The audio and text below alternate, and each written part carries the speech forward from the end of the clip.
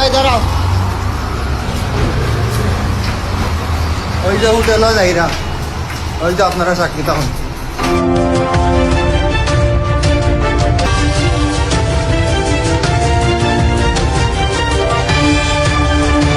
সিলেটের তালতলা এলাকার আবাসিক হোটেলে অসামাজিক কার্যকলাপ, প্রশাসনের হস্তক্ষেপ কামনা।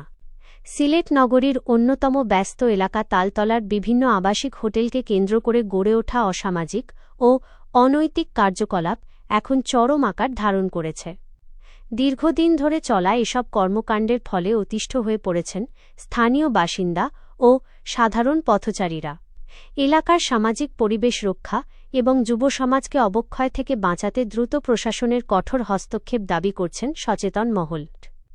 দীর্ঘদিন ধরেই অভিযোগ রয়েছে যে তালতলা এলাকার কিছু আবাসিক হোটেল তাদের মূল ব্যবসার আড়ালে অনৈতিক কাজ পরিচালনা করছে। দিনের পর দিন এসব কর্মকাণ্ড বৃদ্ধি পাওয়ায় বর্তমানে তা প্রকাশ্য রূপ নিয়েছে।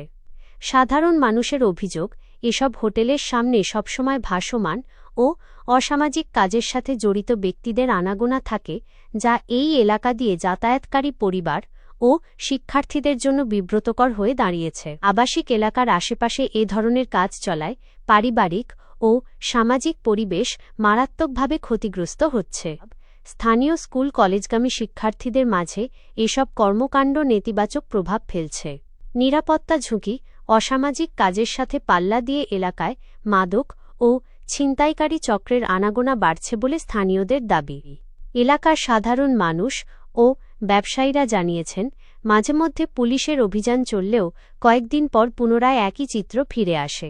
স্থানীয় এক বাসিন্দা বলেন, আমরা চাই প্রশাসন শুধুমাত্র সাময়িক অভিযান নয়, বরং এসব হোটেলের লাইসেন্স বাতিল সহ স্থায়ী ব্যবস্থা গ্রহণ করুক।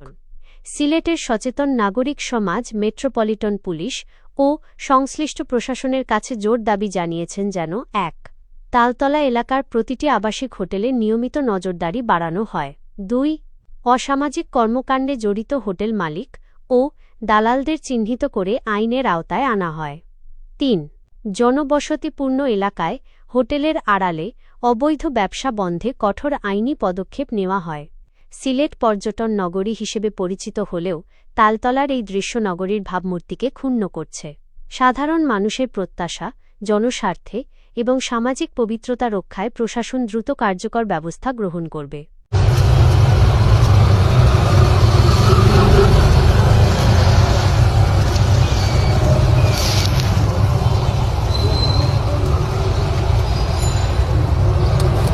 ওই যে হোটেল যাইরা, ওই যে আপনারা চাকরি তখন, ওই যে হোটেল গিয়া উঠরা, আপনার পুলিশটা মন দিয়া জানাইরা আমি।